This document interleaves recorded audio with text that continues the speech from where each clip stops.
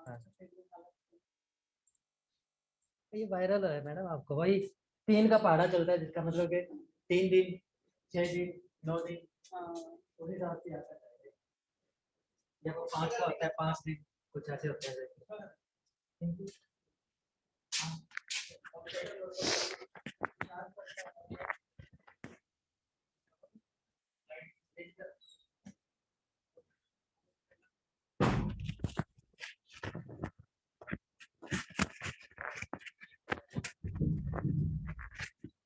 Good morning students. बड़ा late join करते हो तुम लोग।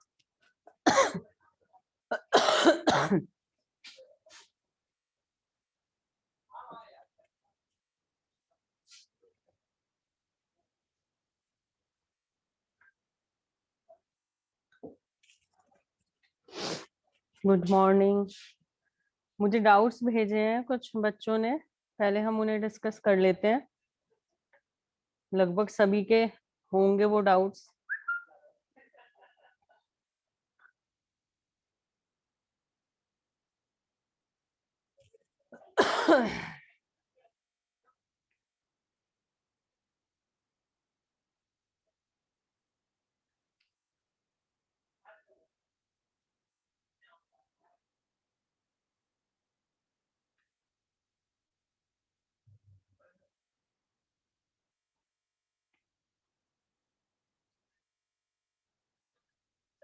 कौन सा क्वेश्चन?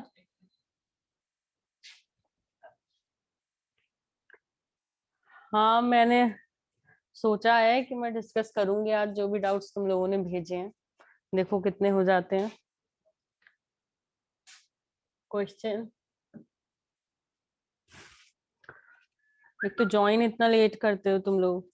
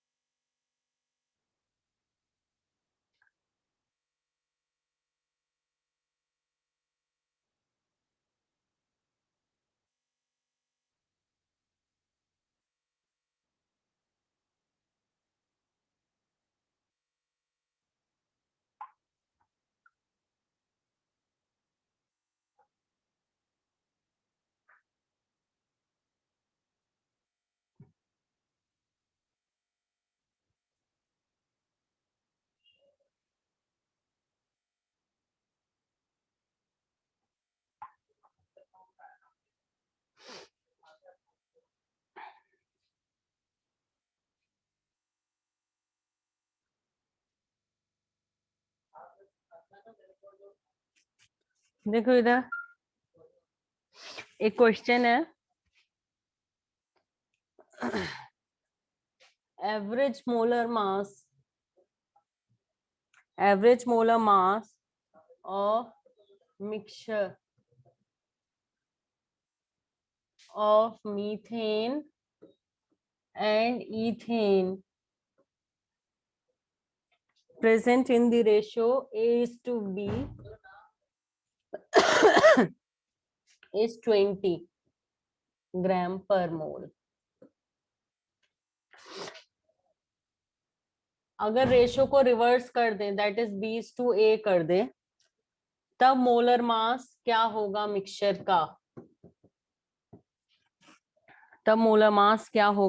का? देख लो इधर। Average molar mass of a mixture when methane and ethane are present in ratio H/B, तब 20 ग्राम पर मोल है। रेशियो रिवर्स कर दें तो एवरेज मोलर मास क्या होगा? देखो, एवरेज मोलर मास या मिक्सचर का मोलर मास क्या होता है? M1X1 plus M2X2 upon X1 plus X2, where X1 X2 are the percentages by mole या मोलर रेशियो। ठीक है, तो मीथेन कितना 16A प्लस इथेन कितना 30B upon A plus B, और कितना है 20 है। यहां से क्या करो, गुड मॉर्निंग, यहां से ए और बी की वैल्यूज फाइंड करो। देखो ये आ गया कितना, 20a plus 20b is equals to 16a plus 30b, और ये कितना आ गया, 4a इक्वल टू 10b और a equal to 10/4b। Put this in equation 1, equation 1 में पुट कर दो a की वैल्यू इक्वल टू 10/4b, ठीक है। Then find the value of a and b, और फिर क्या कह रहा है, रिवर्स कर दिए रेशो, तब क्या हो जाएगा, 16b प्लस सॉरी हाँ 30a upon a plus b, find करो। क्या प्रॉब्लम है, किसने पूछा था, ये समझ में आया।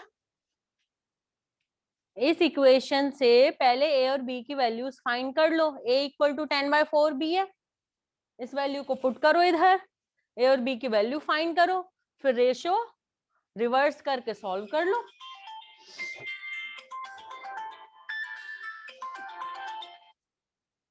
ठीक है, क्वेश्चन है कि average molar mass of a mixture of methane and ethane when they are present in ratio A:B is 20 gram per mole. तो जब इनकी रेशियो रिवर्स कर दी जाए तो एवरेज मोलर मास क्या होगा मिक्सचर का। तो पहले क्या किया, 20 हमें पता ही है, एवरेज मोलर मास 20 है, कब, जब रेशियो A और B है। इसे सॉल्व किया, A इक्वल टू 10/4B आ गया, तो A और B की वैल्यू फाइंड कर लेंगे फिर इस वैल्यू को इक्वेशन 1 में पुट करके, ठीक है। फिर A और B की वैल्यू आ गई, अब रेशियो रिवर्स करके एवरेज मोलर मास फाइंड कर लो। डन।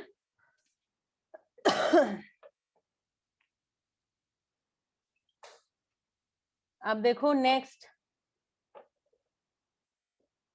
एक क्वेश्चन करवाना है, तुम लोगों ने सेंड किए मुझे। ये हो गया बच्चों, डन, हटा दूं।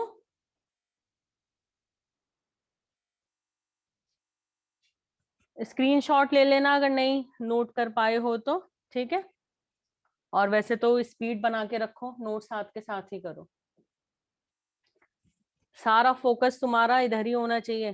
जैसे क्लास में होते हो तो बोर्ड पे होता है फोकस, अभी स्क्रीन पे होना चाहिए। देखो एक क्वेश्चन है, 10 gram of a mixture of barium oxide and calcium oxide. 10 gram mixture है बेरियम ऑक्साइड और कैल्शियम ऑक्साइड का। क्या हो रहा है,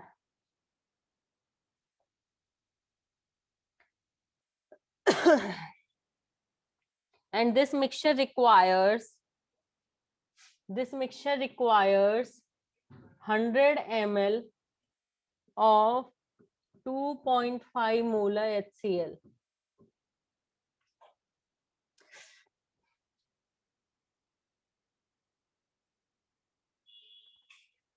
HCl to react completely.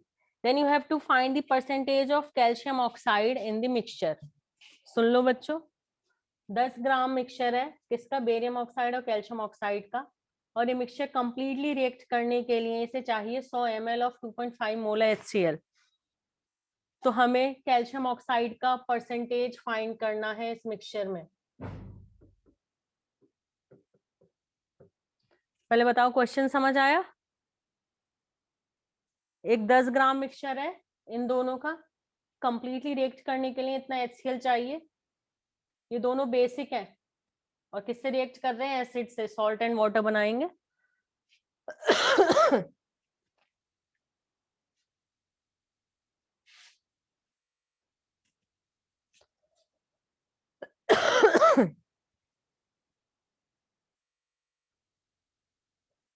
हो गया, ठीक है। तो इन्हें कंप्लीटली रिएक्ट करने के लिए इतना HCl चाहिए।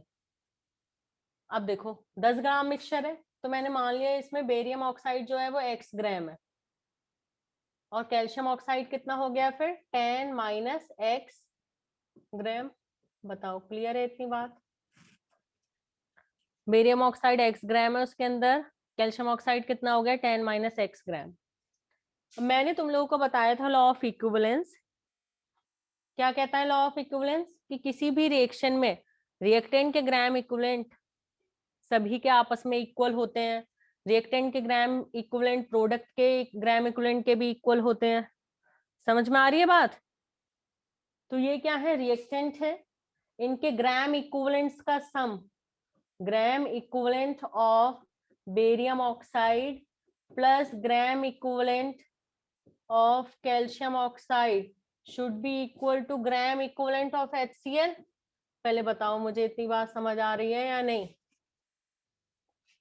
रिएक्टेंट के ग्राम इक्विवेलेंट, एक रिएक्टेंट के ग्राम इक्विवेलेंट दूसरे रिएक्टेंट के इक्वल होंगे कि नहीं?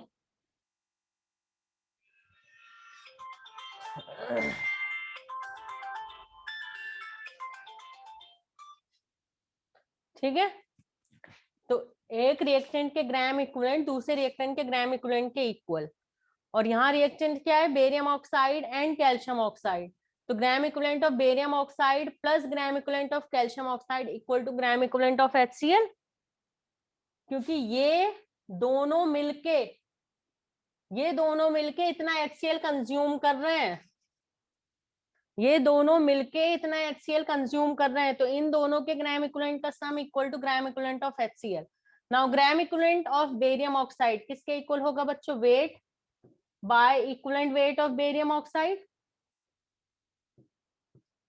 Plus weight by equivalent weight of calcium oxide equal to gram equivalent of HCl।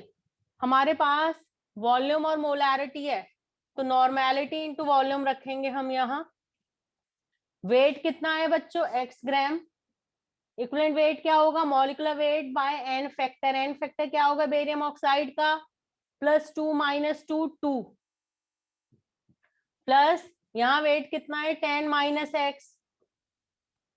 Calcium oxide का equivalent weight molecular weight bye n factor. n factor कितना? 2 +2 - 2। Normality क्या होगा? Molarity into n factor. n factor तो HCl का 1 है, और volume कितना बच्चों? 100 ml। ml में वॉल्यूम लगाने का मतलब मिली इक्विवेलेंट, तो फिर उधर भी मिली इक्विवेलेंट लो, लेकिन अगर इधर ग्राम इक्विवेलेंट लिए तो इधर भी ग्राम इक्विवेलेंट लेने के लिए वॉल्यूम लीटर में ले लो। क्लियर है इतनी बात?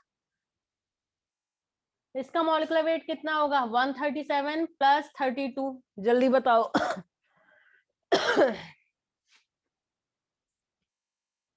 153,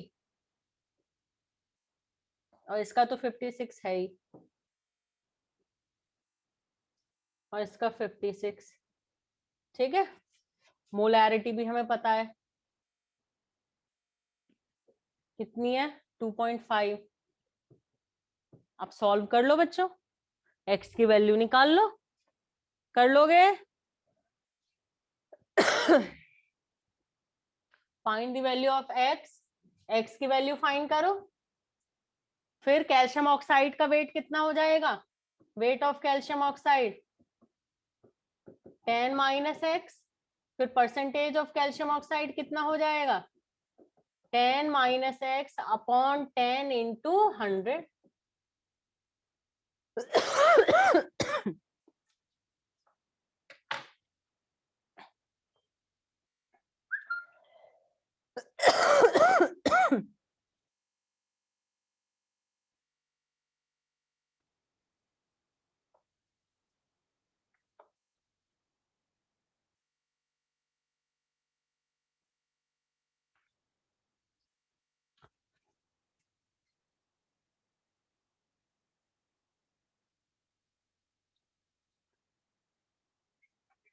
गर्म पानी लेके भेज दो 201 रूम नंबर में।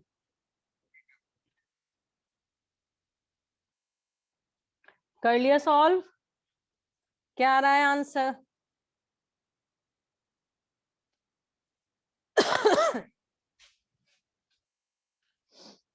रिदम, ये बुकलेट के ही क्वेश्चंस है मेरे ख्याल से, तुम लोगों ने ही मुझे सेंड किए हैं बच्चों ने, और बुकलेट के ही क्वेश्चंस हैं, कोई टेस्ट का क्वेश्चन भी है इनमें? जो भी क्वेश्चन है सभी के लिए इंपॉर्टेंट है, चाहे वो मेडिकल की बुकलेट का है चाहे वो नॉन मेडिकल की बुकलेट का है। Molecular weight by n factor, equivalent weight क्या होता है? Molecular weight by n factor, molecular weight by n factor, ये एन फैक्टर है 2 प्लस 2 माइनस 2 क्या बनेगा? N factor 2। Calcium oxide plus 2 minus 2 क्या आएगा? N factor 2। क्वेश्चन सभी के लिए इंपॉर्टेंट हैं, चाहे वो मेडिकल के हैं चाहे वो नॉन मेडिकल के लिए हैं, ठीक है। तुम्हें क्वेश्चंस करते वक्त ये नहीं सोचना है कि ये तो मेडिकल की बुकलेट का है या ये नॉन मेडिकल की बुकलेट का है, क्योंकि तुम्हें चीजें सीखनी है। तो सभी क्वेश्चन सभी के लिए इंपॉर्टेंट है, और मैं यहाँ क्वेश्चन बताती हूँ पहले, सॉल्व करवाने से पहले जिसने भी चाहे मुझे क्वेश्चन भेजा हो, मैं पहले क्वेश्चन तुम लोगों को यहाँ पे लिखवा रही हूँ, बता रही हूँ, समझा रही हूँ क्वेश्चन। हो गया बच्चों? बेटा एन फैक्टर ऐसे आएगा, बेरियम ऑक्साइड, बेरियम पे कितना चार्ज? +2, ओ पे कितना? -2, +2 -2 एन फैक्टर कितना आया? 2।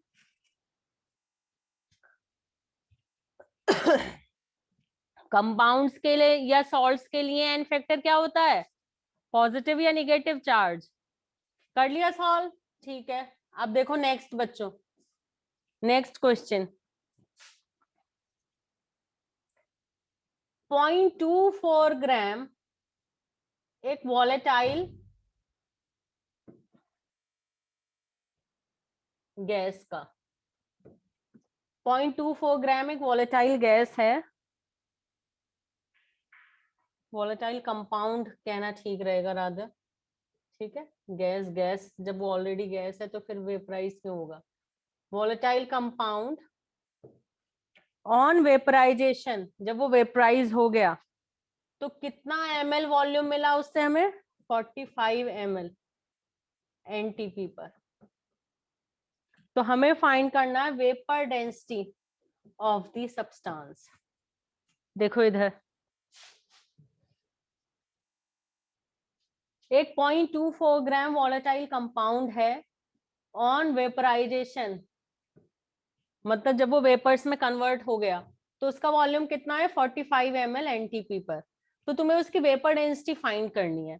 वेपर डेंसिटी इक्वल टू किसके होता है बच्चों? Molecular mass divide by 2। तो मतलब मॉलिक्यूलर मास अगर पता लग जाएगा तो वेपर डेंसिटी पता लग जाएगी। यू कैन फाइंड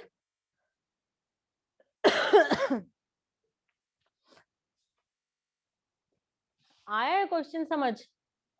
मुझे बताते रहा करो, यस के लिए y और नो के लिए n, सिर्फ इतना, बाकी कुछ नहीं लिखना तुम लोगों को, ठीक है। क्वेश्चन समझ आया? 0.24 ग्राम एक वॉलेटाइल कंपाउंड के हैं, जब वो वेपराइज हो जाता है तो इतना वॉल्यूम कवर करता है एनटीपी पर। तो तुम्हें वेपर डेंसिटी फाइंड करनी है, वेपर डेंसिटी फाइंड करनी है मतलब मॉलिक्यूलर मास फाइंड कर लोगे तो वेपर डेंसिटी फाइंड हो ही जाएगी। तो तुम्हें पता है at NTP 22400 ml of a gas का जो भी वेट होगा वो उसका मोलर मास होगा कि नहीं? वॉलेटाइल मतलब जो वेपर्स में कन्वर्ट हो सकता हो तो वो वेपर्स में कन्वर्ट हुआ है मतलब वो वॉलेटाइल था। volatile compound which can be converted into vapors at a given temperature। तो देखो 22400 ml at NTP मतलब 1 मोल, और 1 मोल का वेट मतलब मोलर वेट, ठीक है। तो 22400 ml का अगर हमने वेट फाइंड कर लिया तो मतलब हमें मोलर वेट पता लग जाएगा। तो देखो कह रहा है कि 45 ml at NTP, इनका वेट तो कितना है? 0.24 ग्राम। तो फिर 22400 ml का कितना वेट होगा? 0.24 डिवाइड बाय 45 मल्टीप्लाई बाय 22400, ये आ गया मोलर वेट। बस इसे फिर 2 से डिवाइड कर दोगे तो वेपर डेंसिटी मिल जाएगी। हो जाएगा भाई? किसने पूछा था मेरे से?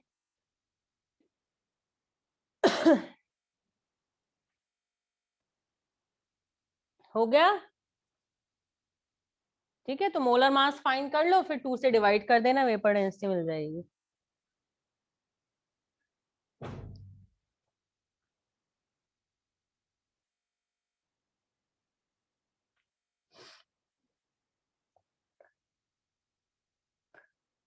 Okay done. अब देखो एक क्वेश्चन है, मैं क्वेश्चन पहले पूरा रीड कर रही हूँ जिससे कि तुम्हारे पास तुम्हारा मॉड्यूल होगा तो तुम अपने मॉड्यूल में भी देख सकते हो क्वेश्चन सुनने के बाद। A 1.85 gram sample of an arsenic containing pesticide was chemically converted to arsenate ion AsO4-3. Atomic mass arsenic का given है and titrated with Pb+2 to form lead arsenate. If 20 ml of 0.1 molar lead ion is required to reach the equivalent point, the mass percentage of arsenic in the pesticide sample is closest to. पता लग गया तुम लोगों को question?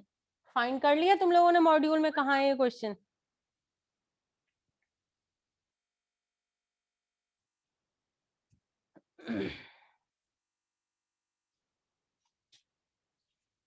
नहीं, कोई बात नहीं, मैं तो यहाँ बता ही रही हूँ। क्वेश्चन नंबर 38 है ये, और मेरे ख्याल से हाँ ये KVPY 2016 का क्वेश्चन है। हाँ मैं क्वेश्चन ग्रुप में सेंड कर देती हूँ। Very good, this is a good idea.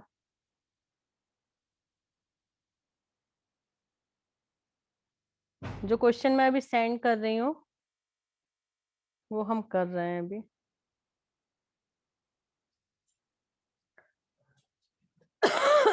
सभी देखो क्वेश्चन। ठीक ही सेंड किया है मैंने, कोई और तो नहीं सेंड हो गया?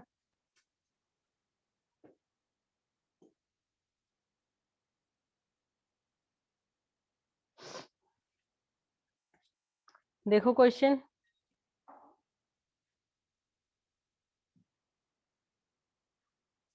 देख, सबने खोल लिया? नहीं आ गया? अब गौतम दोबारा सेंड कर दिया मैंने। अब देखो मैं रीड कर रही हूँ, तुम लोग भी समझो साथ में क्वेश्चन को। 1.85 ग्राम KVPY 2016 का क्वेश्चन है।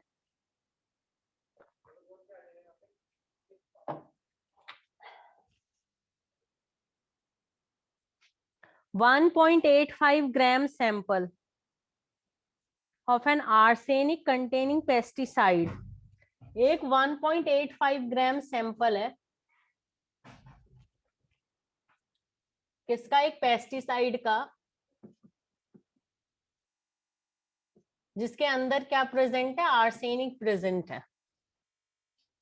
Was chemically converted to arsenate ion, और इस पेस्टिसाइड को किस में कन्वर्ट कर दिया? आर्सेनेट आयन में।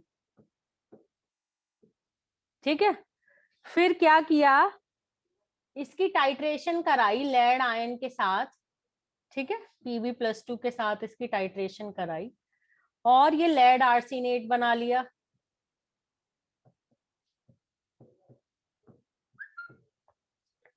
ठीक है, और टाइट्रेशन के लिए कितना लेड आयन लगा?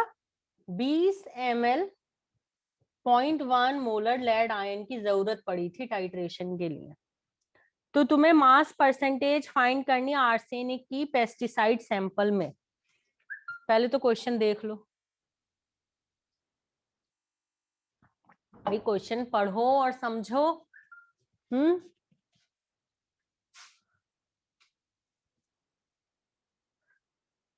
टाइट्रेशन जैसे एसिड बेस टाइट्रेशन होती है। टाइट्रेशन का काम क्या होता है कि किसी अननोन की कॉन्सेंट्रेशन फाइंड करना। ठीक है, जैसे बीकर में तुमने एसिड लिया, इसमें इंडिकेटर ऐड कर दिया फिनोक्सिलीन। ठीक है, ऊपर ब्यूरेट में ले लिया तुमने बेस NaOH। बेस की कॉन्सेंट्रेशन तुम्हें पता है, बेस नोन कॉन्सेंट्रेशन का है। एसिड की कॉन्सेंट्रेशन तुम्हें पता नहीं है, तुम्हें एसिड की कॉन्सेंट्रेशन फाइंड करनी थी, तो तुमने एसिड की बेस से टाइट्रेशन की, कैसे बेस से, जिसकी कॉन्सेंट्रेशन तुम्हें पता है, ठीक है। तुमने इसमें से बेस ऐड करना शुरू किया, तो जब एसिड के इक्विवेलेंट बेस के इक्विवेलेंट के हो जाएंगे, यानी कि जब कंप्लीट न्यूट्रलाइजेशन हो जाएगा, तो कलर चेंज हो जाएगा, फिनोल्फथालीन इंडिकेटर अपना कलर चेंज कर लेगा। कलर कैसा हो जाएगा? पिंक, अभी कलरलेस है। फिर कलर कैसा हो जाएगा? क्योंकि फिनोल्फथालीन एसिडिक मीडियम में कलरलेस होता है, न्यूट्रल और बेसिक मीडियम में पिंक कलर का होता है। तो जब कंप्लीट न्यूट्रलाइजेशन हो जाएगा, ये बेस एसिड को कंप्लीटली न्यूट्रलाइज कर देगा, तो कलर कैसा आ जाएगा? पिंक आ जाएगा, और हम इसे स्टॉप कर देंगे टाइट्रेशन को, ठीक है। और हमें पता है ऑन कंप्लीट न्यूट्रलाइजेशन एसिड के इक्विवेलेंट इक्वल टू होंगे बेस के इक्विवेलेंट के, मतलब एसिड की normality into volume equal to base की नॉर्मेलिटी इनटू वॉल्यूम। बेस का वॉल्यूम तो हमने यहाँ से, यहाँ इसमें मार्क लगे होते हैं, यहाँ से फाइंड कर लिया कि बेस कितना खर्च हुआ है, और बेस की कॉन्सेंट्रेशन भी हमें पता थी। एसिड नॉन वॉल्यूम हमने लिया था, एसिड की बस नॉर्मेलिटी या मोलैरिटी हमें पता नहीं थी, वो हमने फाइंड कर लिया। तो टाइट्रेशन का यूज क्या होता है कि किसी की कॉन्सेंट्रेशन फाइंड करना, वेट फाइंड करना, ये टाइट्रेशन का काम होता है। कैसे फाइंड कर पाते हैं हम? लॉ ऑफ इक्विवेलेंस की हेल्प से, कि किसी भी रिएक्शन में रिएक्टेंट के ग्राम इक्विवेलेंट इक्वल, रिएक्टेंट के ग्राम इक्विवेलेंट प्रोडक्ट के ग्राम इक्विवेलेंट के इक्वल, या प्रोडक्ट के ग्राम इक्विवेलेंट आपस में इक्वल। इस लॉ की हेल्प से हम फाइंड कर पाते हैं किसी का भी वेट, कॉन्सेंट्रेशन, जो भी हमें फाइंड करना है। आ रही है बात समझ में? तो टाइट्रेशन बेसिकली, हाँ मतलब तुम समझो कि रिएक्शन, ओके। लेकिन इसका मोटिव क्या होता है कि वॉल्यूम अननोन है तो वॉल्यूम फाइंड करना, कॉन्सेंट्रेशन अननोन है तो कॉन्सेंट्रेशन फाइंड करना, वेट अननोन है तो वेट फाइंड करना। ये काम होता है टाइट्रेशन का, ठीक है।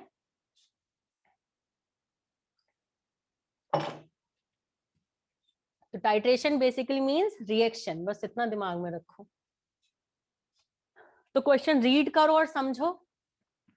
एक 1.85 ग्राम सैंपल है पेस्टिसाइड का, जिसके अंदर आर्सेनिक प्रेजेंट है। फिर इस पेस्टिसाइड को हमने आर्सेनेट आयन में कन्वर्ट कर लिया, इसके अंदर जितना भी आर्सेनिक था उसे आर्सेनेट आयन में कन्वर्ट कर लिया रिएक्शन वगैरह करा के, ठीक है। अब ये आर्सेनेट आयन जो बना है, इसकी लेड आयन के साथ रिएक्शन करा दी, और लेड आयन कितना खर्च हुआ कंप्लीटली रिएक्ट करने के लिए? 20 ml 0.1 मोलर, और ये बन गया लेड आर्सेनेट। तो तुम्हें इतनी इंफॉर्मेशन देने के बाद वो कह रहा है कि आर्सेनिक का परसेंटेज फाइंड करो इस सैंपल के अंदर। आ रही है बात समझ? तो आ रहा है किसी को कुछ समझ क्या करना चाहिए इसमें?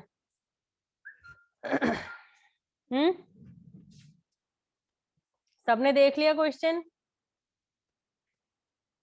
गौतम बिल्कुल ठीक बात। इक्विवेलेंस इक्वल, किसके इक्विवेलेंट किसके इक्वल करूं? किसी ऐसे के जिसका एन फैक्टर भी मुझे पता हो। लेड के ग्राम इक्विवेलेंट इक्वल टू किसके ग्राम इक्विवेलेंट? आर्सेनेट आयन के। Very good. अब देखो ध्यान से सुनो मेरी बात। आर्सेनेट आयन के अंदर जितना भी आर्सेनिक है, ऑब्वियसली उतना ही आर्सेनिक इस पेस्टिसाइड के अंदर है। तो अगर मुझे पता चल जाए कि आर्सेनेट आयन के अंदर कितना आर्सेनिक है, तो मतलब मेरा काम हो गया, यानी कि मुझे आर्सेनिक का वेट पता लग गया पेस्टिसाइड के अंदर। क्लियर? क्योंकि क्वेश्चन में साफ साफ लिखा है कि जितना भी आर्सेनिक पेस्टिसाइड के अंदर था, वो सारा का सारा इसके अंदर आ चुका है। तो मतलब आर्सेनेट आयन के अंदर अगर आर्सेनिक का वेट पता लग गया, इसका मतलब पेस्टिसाइड के अंदर आर्सेनिक कितना था पता लग गया।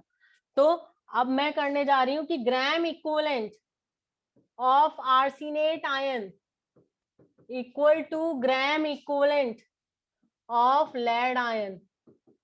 और ग्राम इक्विवेलेंट किसके equal? Weight by equivalent wait,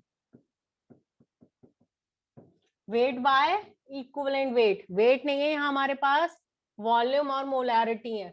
तो मतलब normality into volume. Volume ml में है, तुम ग्राम इक्विवेलेंट फाइंड करना चाह रहे हो तो डिवाइड बाय 1000 कर देना।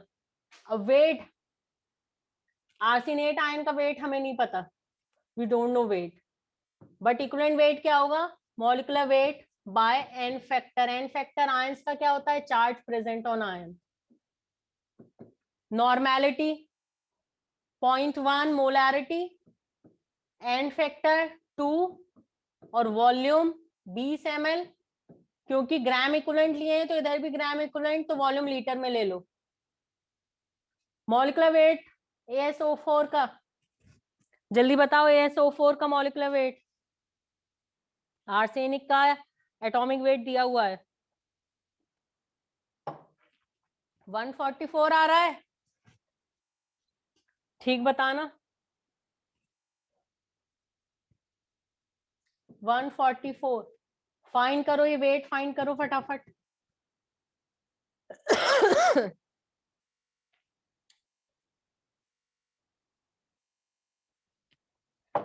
सॉल्व करो। 139, ये वेट आ रहा है 139। ये सॉल्व करके 139 आ रहा है। ये 139 कैसे आ सकता है, अच्छा आ सकता है, ये SO4 है, ठीक है। चलिए 139 आ गया, गलत मत बताना कुछ भी। चलो ये 139 आ गया। आप देखो ASO4 -3, इस पूरे का वेट है 139। ASO4 का, ASO4 का वेट है 139। क्या बोल रहे हो भाई, तुम लोग मुझे बता क्या रहे हो? 139 मॉलिक्यूलर वेट है, अच्छा। अब ये वेट फाइंड करो। अब ये वेट फाइंड करो। चलो मैं भी कर रही हूँ सॉल्व।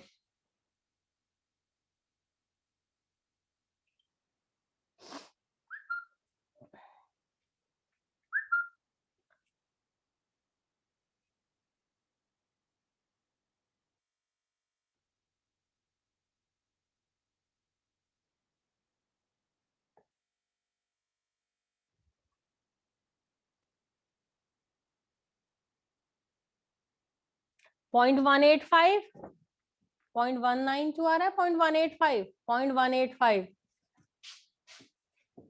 0.185 ग्राम। अब ध्यान से देखो इधर, ये जो 0.185 ग्राम आया है ये ASO4 -3 का वेट आया है बच्चों, ठीक है। अब देखो जरा, ASO4 -3 आर्सेनेट आयन के अंदर जब ये 139 ग्राम है, तब आर्सेनिक कितना है, एटॉमिक वेट क्या है आर्सेनिक का, जल्दी बताओ। 75, ठीक है ठीक है। तो देखो जब 139 ग्राम आर्सेनेट आयन होता है तब तो उसके अंदर आर्सेनिक 75 ग्राम होता है। तो जब ये 0.185 ग्राम है आर्सेनेट आयन, तो आर्सेनिक कितना होगा, 75 अपॉन 139 इंटू 0.185। करो जल्दी सॉल्व, करो फटाफट सॉल्व।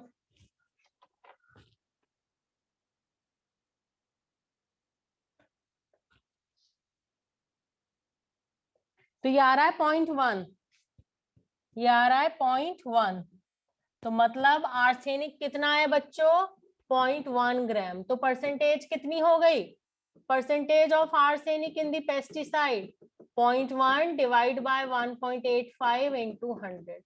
कर लो ये सॉल्व। 5.4%। तो समझ में आ रही है बात। लॉ ऑफ इक्विवेलेंस पे फोकस करना है, इसके ग्राम इक्विवेलेंट इक्वल टू उसके ग्राम इक्विवेलेंट।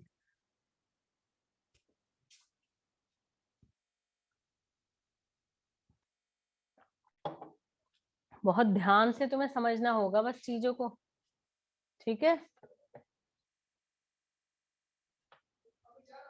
सावधानी हटी, टाइट्रेशन बेसिकली मीन्स बेटा रिएक्शन, ठीक है, टाइट्रेशन रिएक्शन ही है, लेकिन इन रिएक्शन का यूज क्या है कि किसी अननोन के बारे में फाइंड करना, मतलब जैसे यहाँ तुमने इसका वेट परसेंटेज फाइंड किया, हो सकता था वो आर्सेनिक का वेट फाइंड करने को कहता, हो सकता था किसी केस में किसी का वॉल्यूम फाइंड करने को कह देता, ये सब तुम्हें गिवन होता, कहता कि Pb प्लस 2.1 मोलर, इसका कितना वॉल्यूम चाहिए, इस रिएक्शन में कितना कंज्यूम होगा वॉल्यूम, तो इसका वॉल्यूम फाइंड कर लेते। तो टाइट्रेशन का बेसिकली यूज क्या होता है कि किसी अननोन की कॉन्सेंट्रेशन, मतलब कोई ऐसा रिएजेंट जिसकी कॉन्सेंट्रेशन ना पता हो, उसका कितना वॉल्यूम यूज हो रहा है ये ना पता हो, कोई मिक्सचर कितना प्योर है ये ना पता हो, तो ये सब चीजें फाइंड करना, ये काम टाइट्रेशन का होता है। देख रही हूँ बेटा डाउट्स सभी के, देख रही हूँ जिन्होंने मुझे भेजे हैं।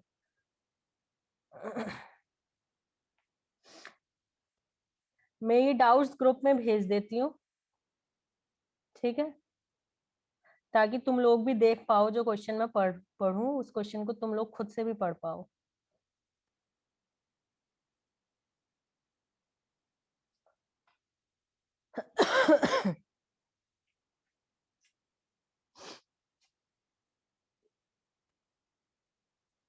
देखो अब कौन सा क्वेश्चन करेंगे हम, मैंने भेज दिए क्वेश्चन।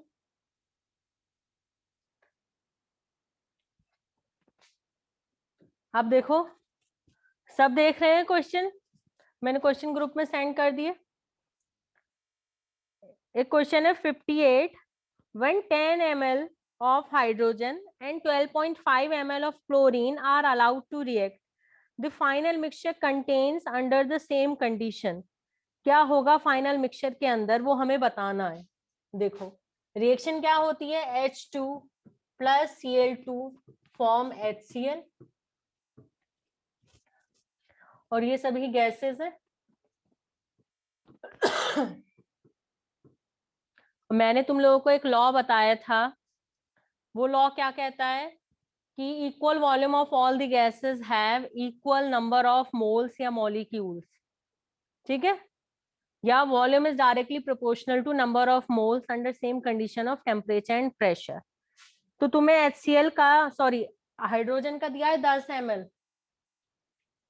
और क्लोरीन का दिया है 12.5 ml, ठीक है। अब बताओ क्या करना है,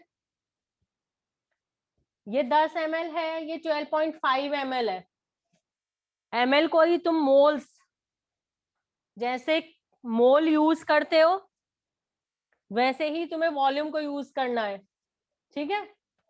तो ये 10 divide by stoichiometric coefficient 1 divide by stoichiometric coefficient 1, किसका नंबर कम है। क्वेश्चन बेटा मैंने सेंड कर रखा है ग्रुप में, question number 58, when 10 ml of hydrogen and 12.5 ml of chlorine are allowed to react, then final mixture contain under the same condition, final mixture में क्या होगा। वॉल्यूम को वैसे यूज करना है जैसे मोल्स को यूज करते हैं, क्योंकि मैंने तुम लोगों को बताया था कि volume is directly proportional to number of moles of gases under the same condition of temperature and pressure. तो 10 डिवाइड बाय स्टोइकियोमेट्रिक कोएफिशिएंट, ये 12.5 डिवाइड बाय स्टोइकियोमेट्रिक कोएफिशिएंट, किसका नंबर कम, हाइड्रोजन का। So hydrogen is limiting reagent, तो इसके 10 ml खर्च हो जाएंगे, इसमें से भी इसके कितने खर्च हो जाएंगे, 10 ml खर्च हो जाएंगे, और इसके कितने बनेंगे 2 into 10 यानी कि 20 ml बनेंगे। और ये 10 ml जब खर्च हो गए तो 12.5 में से 10 माइनस करोगे कितना रह जाएगा, 2.5 ml। यानी कि जो मिक्सचर अब है हमारे पास, जो ये मिक्सचर अब बना है हमारे पास, उसके अंदर 20 ml HCl होगी और 2.5 ml क्लोरीन होगी बची हुई। समझ गए।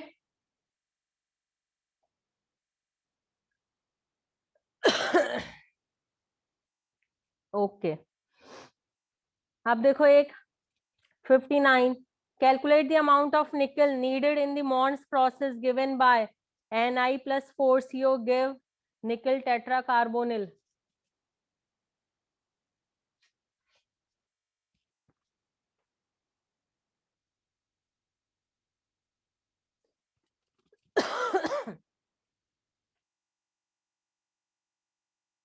तेजस, भाई ये 10 ml है, ये 12.5 ml है। यहां देखो, इसके 1 वॉल्यूम को, इसका 1 वॉल्यूम ही चाहिए खर्च होने के लिए, तो इसके 10 ml को, इसके 10 ml चाहिए खर्च होने के लिए, तो 10 ml ये खर्च हो गया, 10 ml ये खर्च हो गया, बचा कितना, ये 2.5 ml बचा। अब यहाँ देखो 1 वॉल्यूम से 2 वॉल्यूम बन रहा है, 1 वॉल्यूम से 2 वॉल्यूम बन रहा है, तो 10 वॉल्यूम से यानी 10 ml से कितना बनेगा, 20 ml, तो ये 20 ml बन गया। तो फाइनल मिक्सचर के अंदर हमारे पास क्या होगा, 2.5 ml क्लोरीन बची हुई और 20 ml HCl बनी हुई। अब देखो नेक्स्ट क्वेश्चन, नेक्स्ट 59 क्वेश्चन देखो, रिएक्शन है निकल प्लस 4CO फॉर्म निकल टेट्रा कार्बोनिल।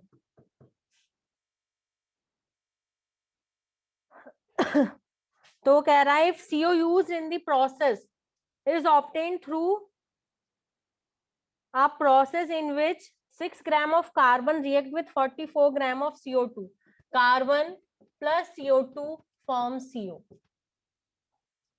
और इसमें दिया है तुम्हें 6 ग्राम कार्बन दिया है और 44 ग्राम CO2 दिया है। फिर इस रिएक्शन के अंदर जो CO बनी वो यहाँ पे खर्च हो रही है, तो तुम्हें बताना है कि निकल कितना चाहिए होगा इस रिएक्शन में। ठीक है, तो पहले CO कितनी बनेगी वो फाइंड कर लेते हैं। कैसे फाइंड करोगे, लिमिटिंग रिएजेंट का कॉन्सेप्ट लगाओगे। 6 ग्राम कार्बन मतलब आधा मोल, 44 ग्राम CO2 मतलब 1 mole, mole divide by stoichiometric coefficient, mole divide by stoichiometric coefficient, जिसका नंबर कम वो हो गया लिमिटिंग रिएजेंट, तो कार्बन यहाँ लिमिटिंग रिएजेंट है। तो देखो 12 ग्राम कार्बन से कितनी CO बन रही है, 2 मोल CO, तो 6 ग्राम कार्बन से कितनी मोल बनेगी, 1 मोल CO। पहले बताओ मुझे इतनी बात समझ आई या नहीं।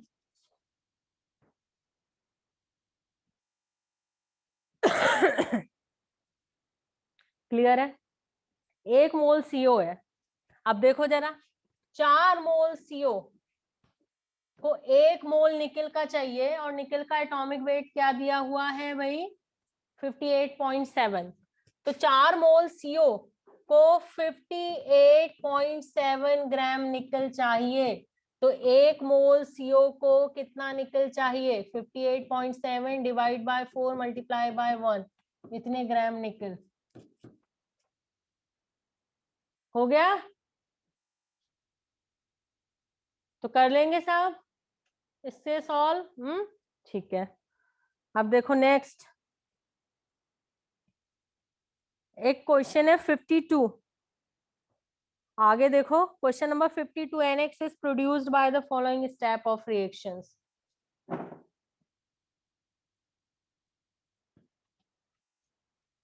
ये डन, ये हटा दो। Okay, question number 52, NX is produced by the following step of reactions। फिर रिएक्शंस दी हुई है, 3 रिएक्शन दी हुई है। फिर कह रहा है how much metal is consume to produce 206 gram of NX। POAC, POAC का मतलब होता है प्रिंसिपल ऑफ एटम कंजर्वेशन।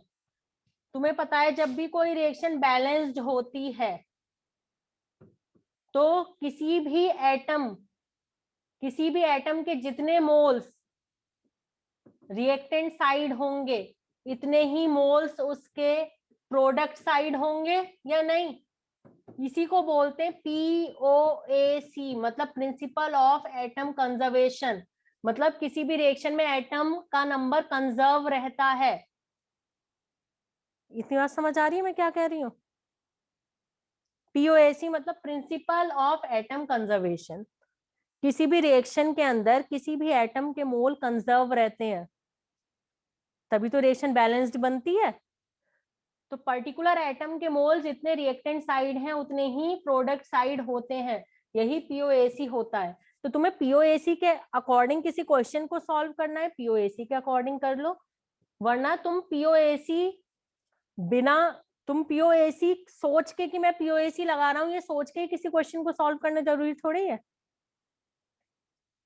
तुम तो अपने बेसिक कॉन्सेप्ट के अकॉर्डिंग किसी भी क्वेश्चन को सॉल्व कर सकते हो, ऐसे रिएक्शन वाले। ठीक है, तो ऐसा कुछ नहीं कि पीओएसी कोई टॉपिक है, वो टॉपिक रह गया हमारा, वो तो क्वेश्चन को सॉल्व करने के लिए एक ट्रिक है। ठीक है, तो वो तुम जाने अनजाने लगा ही रहे होते हो। अब देखो इधर ये 52, क्वेश्चन नंबर 52 पे फोकस करो। तो ये 3 रिएक्शन दी हुई है, तो कह रहा है हाउ मच एम यानी कि metal is consumed to produce 206 gram of NX। अब लास्ट रिएक्शन पे जरा फोकस करो, ये सब अनबैलेंस दी हुई है रिएक्शन।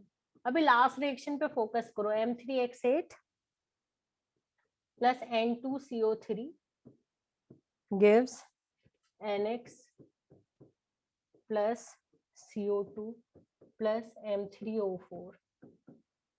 ठीक है। वो कह रहा है कितना मेटल चाहिए 206 ग्राम NX बनाने के लिए। कितना बनाने के लिए? 206 ग्राम। अब देखो मैं इसे पीओएसी से ही करवाती हूँ, चलो जरा देखो। पीओएसी में क्या है कि रिएक्शन तुम्हारी बैलेंस ना हो तो तुम्हें उसकी कोई टेंशन नहीं है, तो अब ये रिएक्शन बैलेंस नहीं है।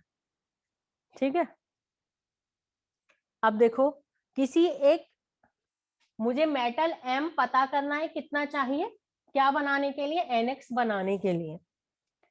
तो देखो इन दोनों में कोई ऐसा एटम ढूंढो जो दोनों तरफ हो, तो उसी पे पीओएसी लगा लेंगे हम। बताओ दोनों में, बताओ कौन सा एटम है जो कॉमन है, मतलब दोनों साइड है? X। ठीक है, तो अब X पे पीओएसी लगाएंगे। On applying POAC for X। POAC मतलब प्रिंसिपल ऑफ एटम कंजर्वेशन। तुम्हें पता है कि रिएक्शन बैलेंस्ड ही होनी चाहिए क्योंकि मास can neither be created nor be destroyed. तो इसका मतलब जितने एटम X के इधर है उतने ही एटम उधर भी होने चाहिए ना X के, इसे ही पीओएसी बोलते हैं। तो अब मैं पीओएसी लगा रही हूँ X के ऊपर। ठीक है, तो जब मैं पीओएसी X के ऊपर लगाऊंगी, X पर लगाऊंगी, अप्लाई करूंगी पीओएसी, तो इसका मतलब क्या है कि mole of atom X on reactant side, मतलब on left hand side, should be equal to mole of atom X on right hand side। बताओ पहले मुझे बताओ, इतनी बात समझ आ रही है?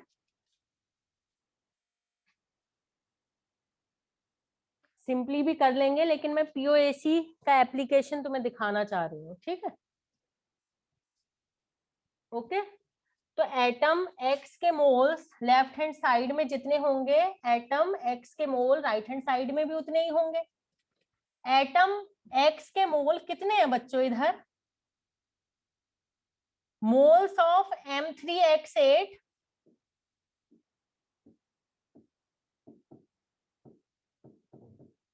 Multiply by 8। ये बात समझ में आई है? अक्षित, हेलो,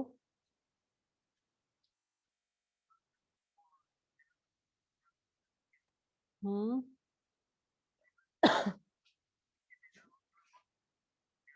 हम्म, तो आज डाल दो, तो आज डाल दो, उसमें क्या हो गया?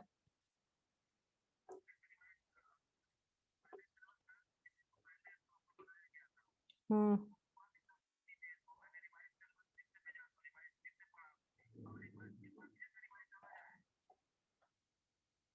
आपका फॉलो नहीं हो पा रहा क्या वो जो बनाया था हमने?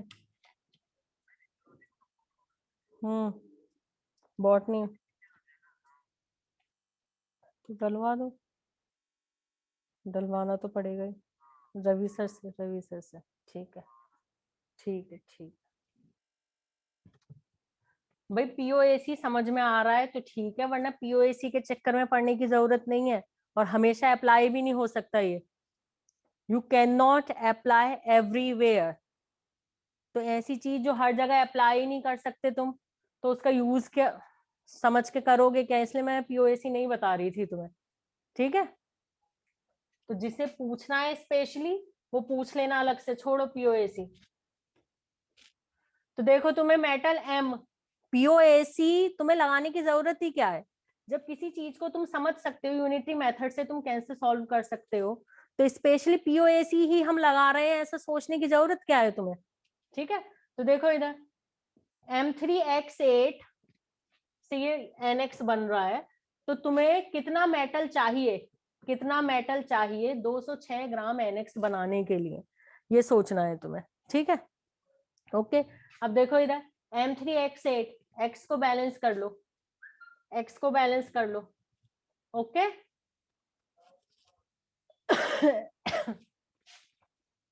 X बैलेंस कर लिया, और कुछ? M बैलेंस्ड है, X बैलेंस्ड है। ओके, 8N, 8N करने के लिए क्या करोगे? 4, और कुछ? कार्बन कितना है? 4, ऑक्सीजन कितना? 12, 8, 4, 12। ये रिएक्शन बैलेंस्ड। ठीक है, जो जो काम के हैं वो बैलेंस्ड होने चाहिए, बाकी ना भी हो बैलेंस कोई दिक्कत नहीं है। तो M3X8 और ये 8NX, तो देखो 8 मोल्स ऑफ NX बनाने के लिए कितना मेटल चाहिए? 3 मोल मेटल, 3 मोल मेटल के चाहिए। 8 मोल्स मतलब कितना NX हो गया? ग्राम में कन्वर्ट कर लोगे? ग्राम में कन्वर्ट कर लोगे? NX का मोलर वेट क्या आ रहा है बच्चों, बताओ मुझे। NX का मोलर वेट, N है 23, X है 80, कितना हो गया? 103। तो 103 इंटू 8 ग्राम NX बनाने के लिए 3 मोल मेटल, मतलब एटॉमिक वेट क्या है मेटल का? 56। 3 इंटू 56 ग्राम मेटल चाहिए, तो 206 ग्राम NX बनाने के लिए कितना मेटल चाहिए?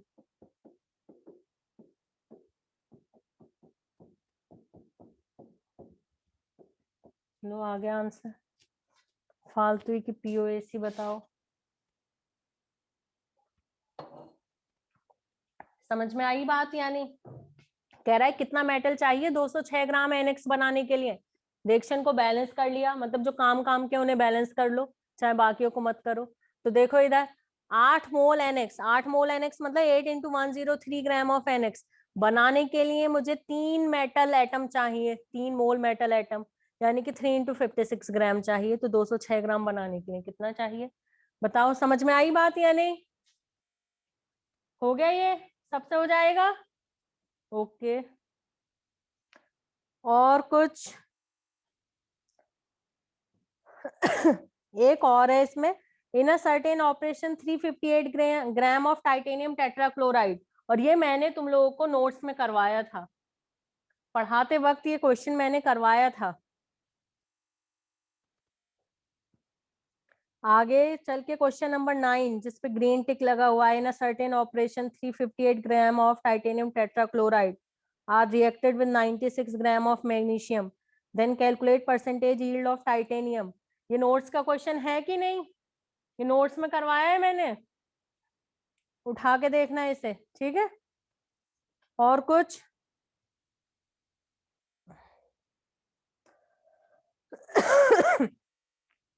एक क्वेश्चन और है, ये हो गया।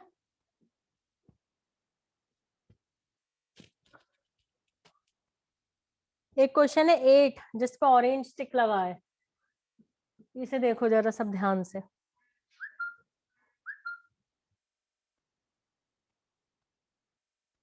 खोल लिया सबने ये क्वेश्चन? ओके, अब देखो जरा, एक 1 मोल मिक्सचर है, इसके अंदर तुम्हारे पास है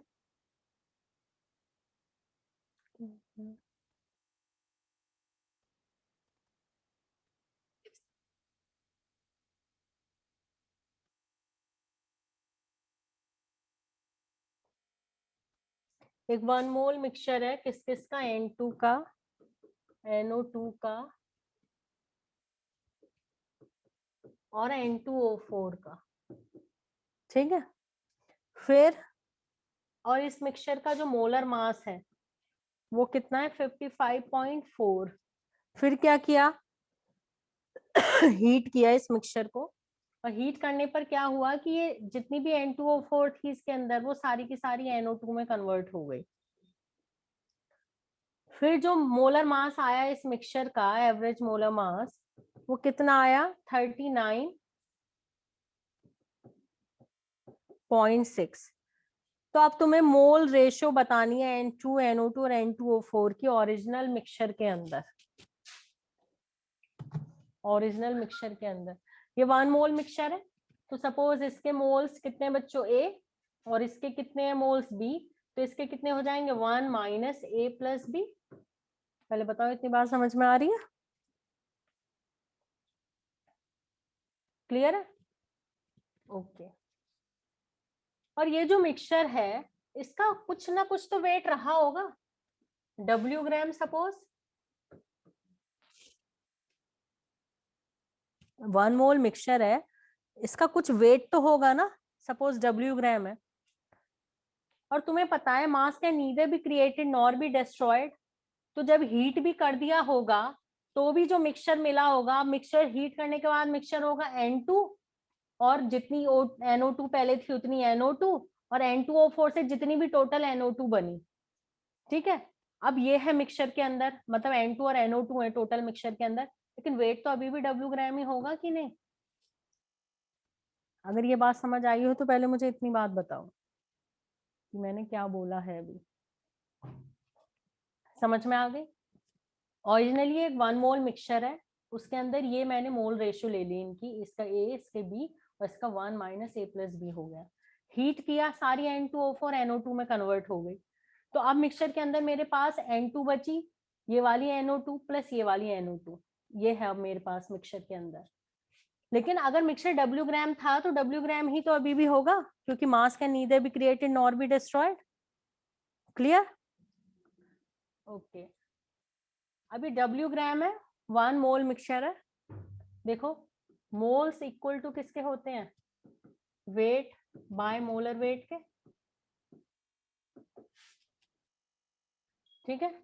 मोल कितना है? मोल्स कितने हैं?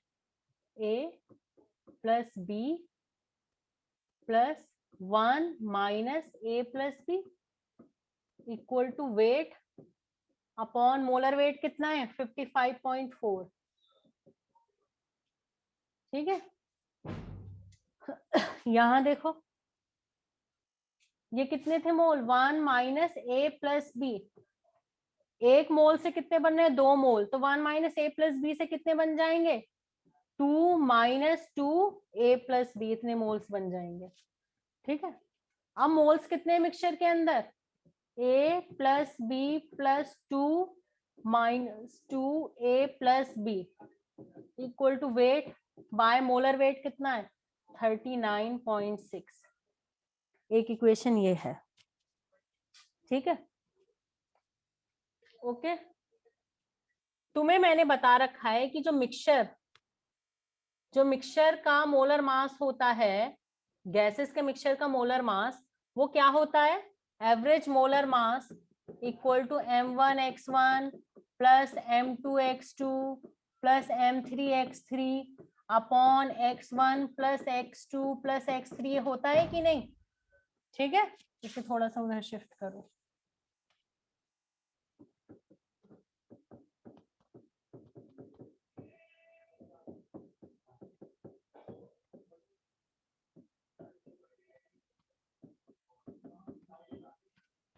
ठीक है। तो देखो कितना है बच्चों, 55.4 इक्वल टू m1 कितना 28 इंटू ए प्लस m2 कितना, ये कितना आ रहा है 14 प्लस 28 कितना 42 46 सॉरी 46b प्लस कितना आया इंटू 4 का 92 और ये 1 minus A plus B upon total तो 1 मोल ही है मिक्सचर।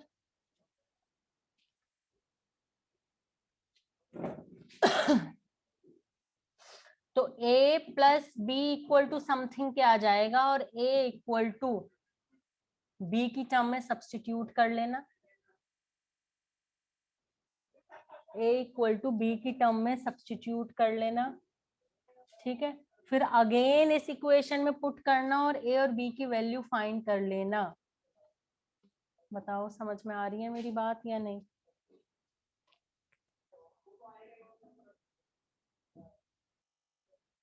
क्वेश्चन 72 बता दूंगी, पहले बात समझ आ रही है। a plus B equal to something आ जाएगा, a इक्वल टू बी की टर्म में सब्स्टिट्यूट करना, फिर इस इक्वेशन में अगेन पुट करना और a और b की वैल्यू फाइंड कर लेना, ठीक है। फिर a और b की वैल्यू फाइंड जब कर लोगे तो फिर क्या काम है, बस फिर कुछ काम नहीं है, a और b की वैल्यू फाइंड हो गई बस।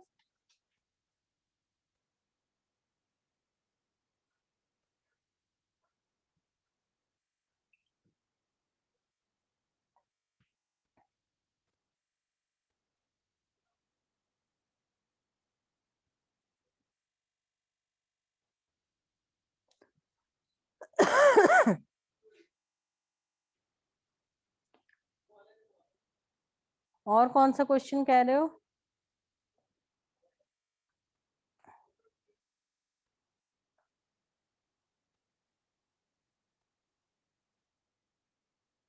कौन सा क्वेश्चन गोपिका।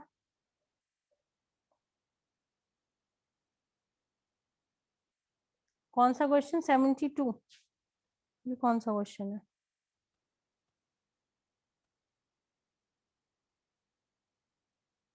ये कौन सा क्वेश्चन है।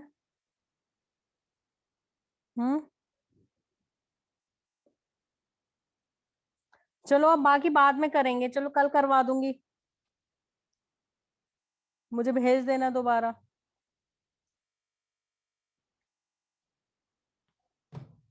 बच्चे पहले ही लीव कर देते हैं। गौतम तुमने दोबारा सेंड कर देना बेटे, शायद मिस हो गए। बहुत बच्चे मैसेजेस सेंड करते हैं ना, फिर जो रीसेंट होते हैं वो पता लग जाते हैं, मुझे पिछले नहीं पता लगते। ठीक है, बता देना मुझे, दोबारा सेंड कर देना आज, कल कर लेंगे डिस्कस। ग्रुप में भेजे हैं मैंने, अब मुझे पता नहीं लग रहा ना कौन से हैं गोपिका तुम्हारे। कल चलो, अब तो टाइम हो ही गया, कल करेंगे डिस्कस। एक बार दोबारा भेज देना, कोई दिक्कत नहीं है। गौतम गोपिका कल डिस्कस करेंगे।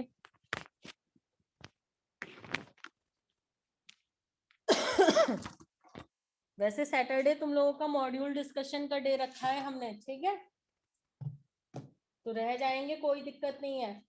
अब तो आगे से एवरी सैटरडे डिस्कशन हुआ करेगी, ठीक है।